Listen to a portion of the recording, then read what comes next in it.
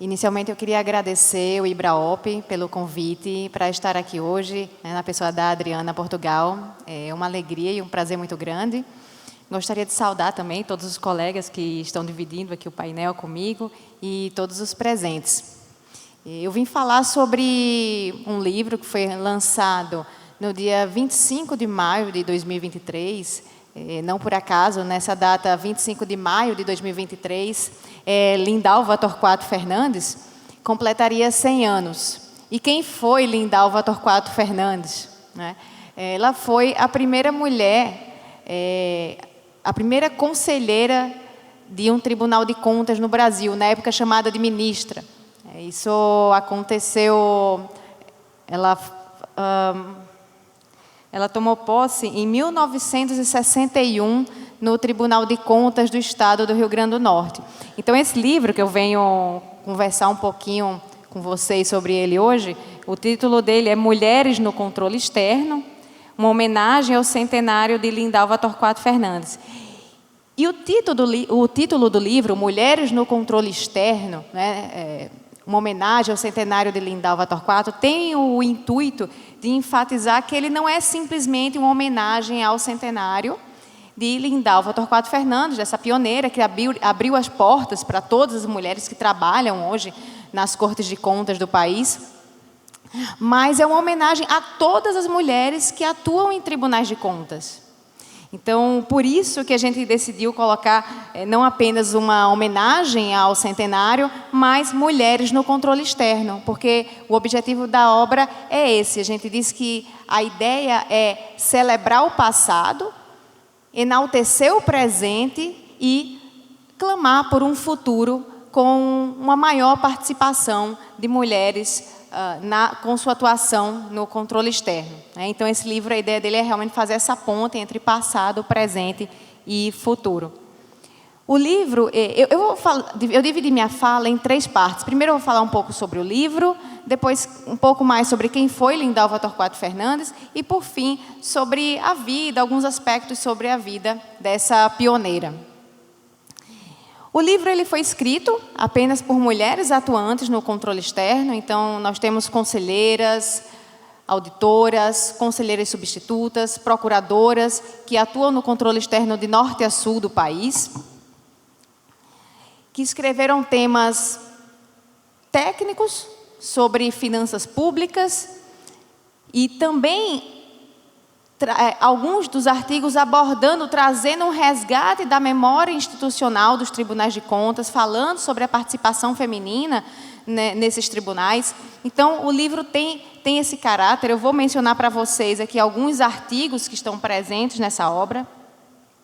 O livro foi organizado por mim, pela Adriana Cavalcante Magalhães Faustino Ferreira e pela Ana Cristina Moraes, que é conselheira substituta do Tribunal de Contas do Rio Grande do Sul.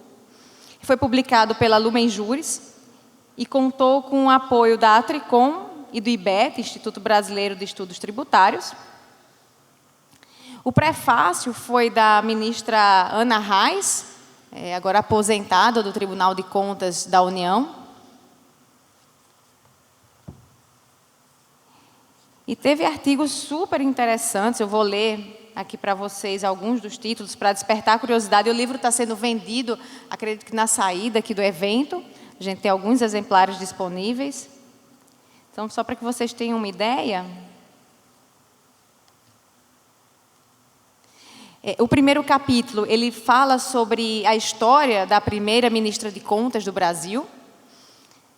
Em seguida, a gente tem um artigo que foi escrito pela Heloísa Trípoli, Daniela Zago, Ana Cristina Moraes e Letícia Aires Ramos. E é oportuno mencionar, já que a gente está no Rio Grande do Sul, elas são a Ana Cristina, entre outras, a Ana Cristina é conselheira do Tribunal de Contas aqui do Rio Grande do Sul. E o título é A Casa das 8 Mulheres, breves considerações biográficas sobre as conselheiras do Tribunal de Contas do Estado do Rio Grande do Sul, e alguns casos técnicos de atuação no controle externo. Então, a gente tem esse artigo, tem outro da Doris de Miranda Coutinho, que é conselheira do Tribunal de Contas do Tocantins, intitulado Uma Via ao Controle Consensual, estudo de caso das auditorias operacionais conduzidas pelo Tribunal de Contas do Estado do Tocantins, sobre a unidades de ensino municipais. Tem também um artigo da Narda Consuelo e da Adriana Cuoco Portugal, intitulado Auditoria de Obras Públicas no IBRAOP, Passado e Futuro Femininos.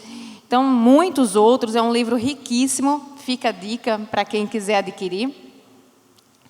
E, além de falar, é importante, eu falei para vocês que o livro foi lançado em 25 de maio de 2023, a primeira tiragem com 300 exemplares foram vendidos...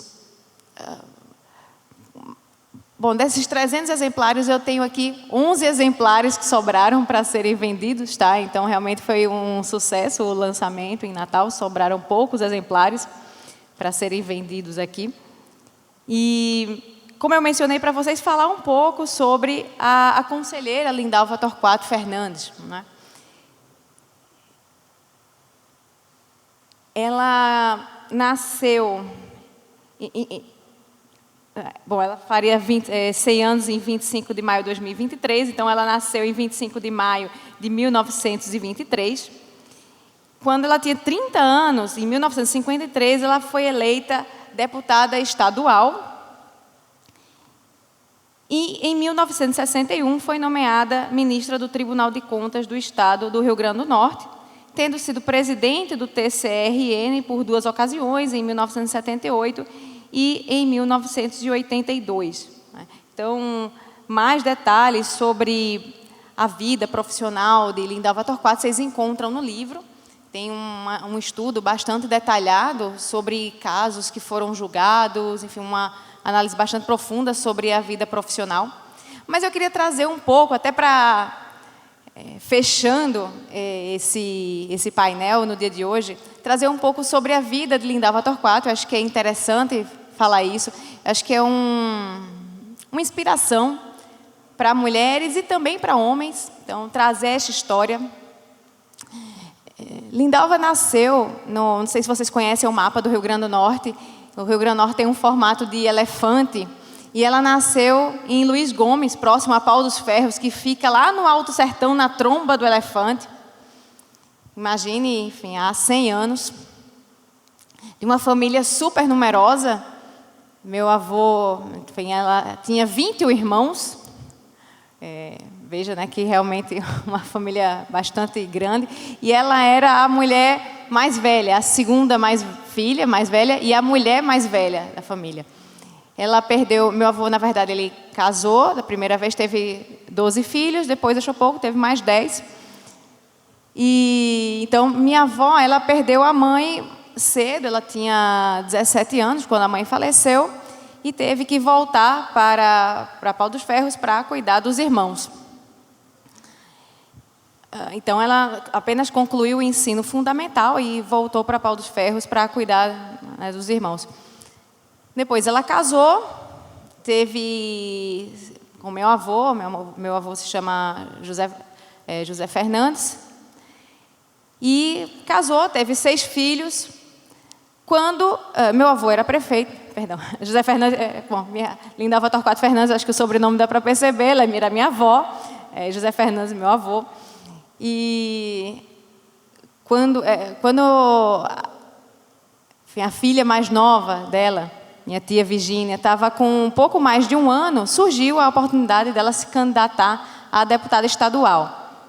Minha tia, que era a filha mais nova dela, tinha apenas 1 ano e pouco, ela foi diagnosticada com síndrome de Down.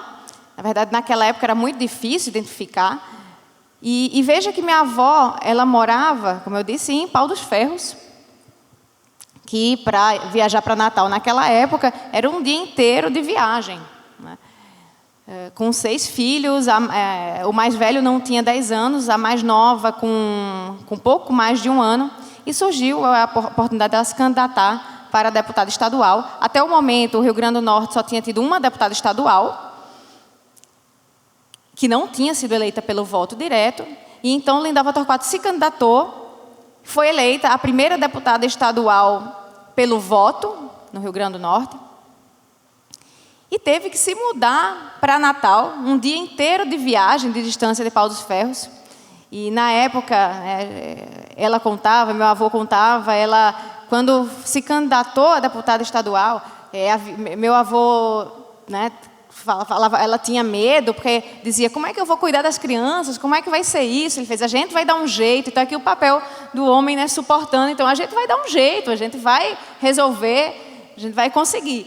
Então ela se candidatou, venceu a eleição, foi para Natal para assumir o mandato, e as crianças, as 6 crianças, né, a filha mais nova com síndrome de Down, inclusive, ficaram em Pau dos Ferros, com meu avô, que era prefeito de Pau dos Ferros, cuidando, né, à frente das crianças, claro, com ajuda, mas cuidando das crianças. E ela foi para Natal e voltava, só conseguia voltar para Pau dos Ferros e ver as crianças uma vez por mês. Imagine, eu acho que quem é pai e mãe sabe, às vezes a gente fica 2 dias longe dos filhos, já dá um aperto no coração. Imagine o que era passar um mês, ver os filhos pequenos uma vez por mês. Imagina a dificuldade disso. Para ir em Natal, enfrentar o desafio de ser pioneira numa casa apenas com homens, e morando na casa da sogra, isso foi outra dificuldade para ela também. Que seria minha bisavó, não era tão fácil a vida com ela contava. Meu avô teve, inclusive, que intervir, porque ela reclamava, olha, sua mulher está chegando em casa dessas reuniões 10 horas da noite, isso é um absurdo.